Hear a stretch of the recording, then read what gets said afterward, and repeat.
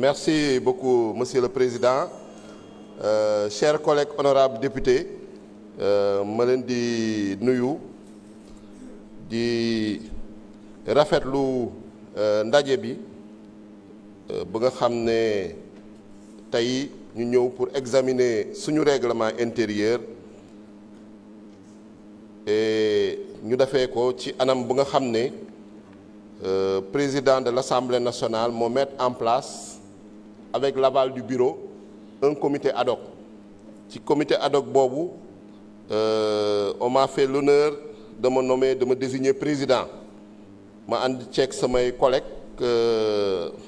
la présidente du groupe parlementaire Takku Wallu, le représentant des non-inscrits monsieur l'honorable Tafsir Thioye,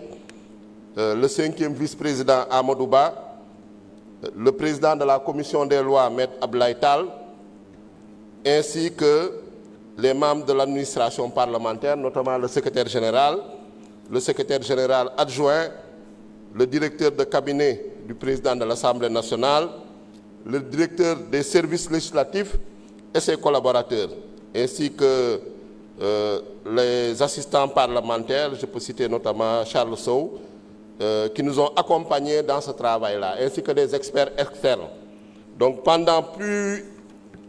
le délai qui nous avait été fixé était un délai de 2 mois et demi. Donc vu l'ampleur du travail, nous n'avons pas pu le respecter. Nous avons sollicité du président de l'Assemblée nationale une dérogation pour mën a yeggali liggéey bi. Donc di sant Yàlla bu baax, di remercier également tous nos collègues pour cette confiance que vous nous avez accordée. Parce que yaakaar naa ni ci comité ad hoc bi ñu toog ci Assemblée nationale bi député yu fi teew yépp mënoon nañu participer à ce comité ad hoc là. Parce que liggéey bu ñu def également on l'a fait en leur nom. Tey ñu ñëw nag soumettre leen ko, c'est un travail effectivement comme on l'a dit inclusif, un travail bu nga xam ne daf nañ ko dans la concertation, daf ko également avec la participation des uns et des autres ku nekk joxe ci sa xalaat. ci loolu lu ci gën a am solo mooy innovation yu nga xam ne indi nañ ko ci proposition de loi. Innovation yi mën nañ ci citer axe bu ci gën a am importance parce que ñëpp xam nañu Assemblée nationale ñett la: le vote des lois, le contrôle de l'action du gouvernement, l'évaluation des politiques publiques. Effectivement gis nañ ni sur le plan du vote des lois, procédure législative bi ça ne pose pas trop de problèmes. Donc fu ñu accentuer mooy contrôle de l'action du gouvernement, naka dañ koy gën a doolelee mooy dooleel commission yi, yokk effectif commission yi, donc jóge ci 30 dem ci 35 membres, dooleel également commission d'enquête yi parlementaire, gën leen jox ay moyens d'investigation, gën leen jox gëdd ku ñu convoqué nga xam ne da nga war a am obligation ñëw parce que institution moo la convoqué. Donc loolu moo nekk ci réforme bi. Beneen bi tamit ci contrôle de l'action du gouvernement ñu gën a fësal maanaam communication bi pour que peuple sénégalais xam député yi lan la ñuy def entre 2 séances plénières. Parce que ñu bëri su ma leen déggee dañu yaakaar ni député séance plénière ba séance plénière lay liggéey. Alors que député, quand on est député, c'est 24 heures sur 24, 7 jours sur 7. Député amul vacances. Lu ñu am session la buy ubbi octobre di jeex juin, lu ci des duñ ko woowee vacances hors session la. Hors session député yi dañuy liggéey. Tey 14 commissions yu fi nekk yépp programmé nañu ay activités à partir de juillet. Te ñëpp xam nañu session bi 30 juin lay jeex.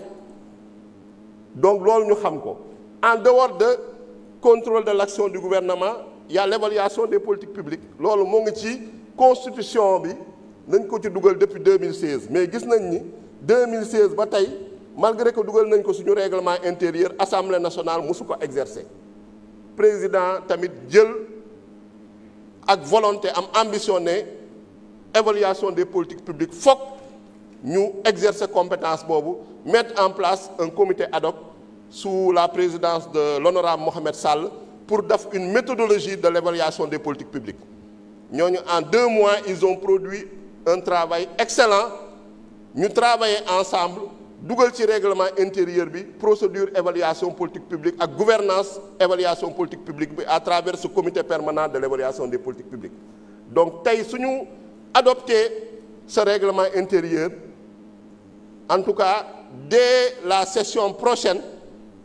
évaluation des politiques publiques à l'Assemblée nationale dina nekk une réalité. nga xam ne mooy le troisième pilier ba nga xam ne mooy Assemblée nationale. leneen li c'est la fonction de représentation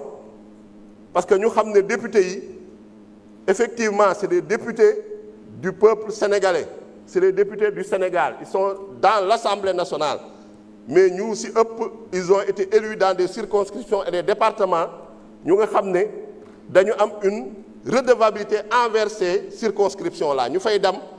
di fa nemmeeku population yi seen jafe-jafe ak seeni préoccupation loolu tam dafa nekk lu am solo ci liggéeyu député yi moo tax renforcement de capacité buñ ci soxla qu'on les dote de moyens humains et matériels su ma nee moyens humains et matériels déjà c'est les assistants parlementaires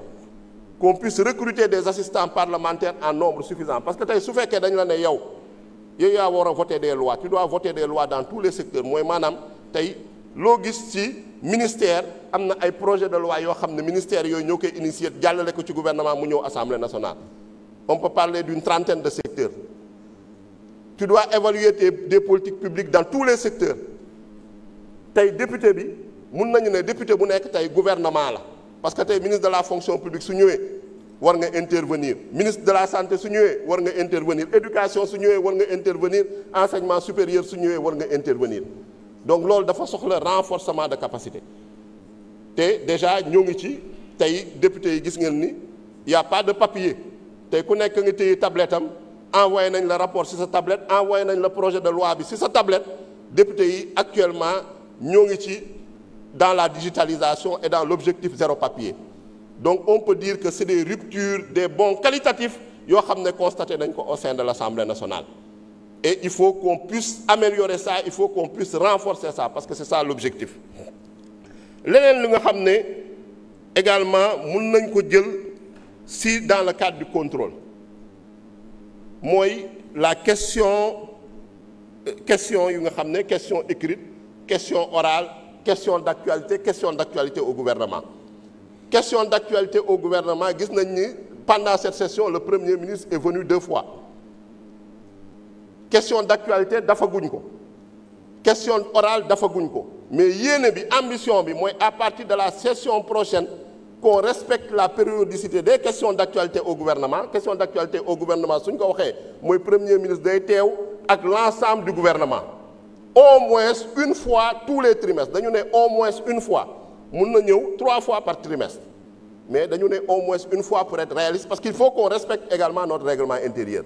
question orale ñu ne au moins une fois par mois question d'actualité ñu ne au moins une fois par mois l'objectif nag c'est d'appliquer ce règlement intérieur là sinon suñ ko deful yaakaar naa ni commission des délégations nga xam ne moom moo am responsabilité di contrôler l'exécution des lois votées mun na dal suñu kaw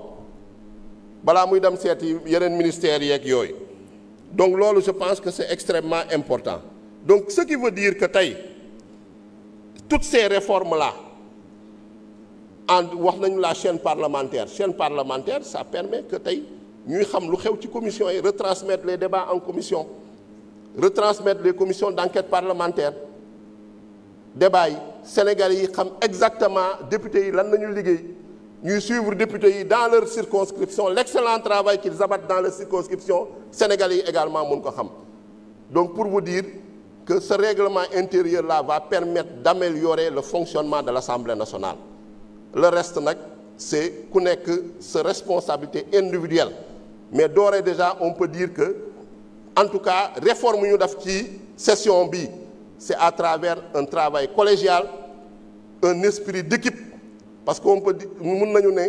tout seul on peut aller plus vite mais ensemble on va plus loin loolu mooy la réalité donc assemblée bi lu ñu gëm ni mooy déjà à travers cette première session parce que c'est une session inaugurale on a des députés yoo xam ne ñu ci ëpp bii mooy seen première expérience parlementaire mais énergie bu ñu fi gis envie bu ñu fi gis ambition bu ñu fi gis on peut avoir de l'espoir que cette assemblée-là sera la meilleure assemblée inchallah de toutes les législatures qui sont passées on a cet espoir-là on a cette ambition et on prend cet engagement devant le peuple sénégalais parce que loolu moo ñu fi indi loolu nañ ñu falee di gërëm ñëpp di sant ñëpp di féliciter également ñëpp pour cet excellent travail je vous remercie.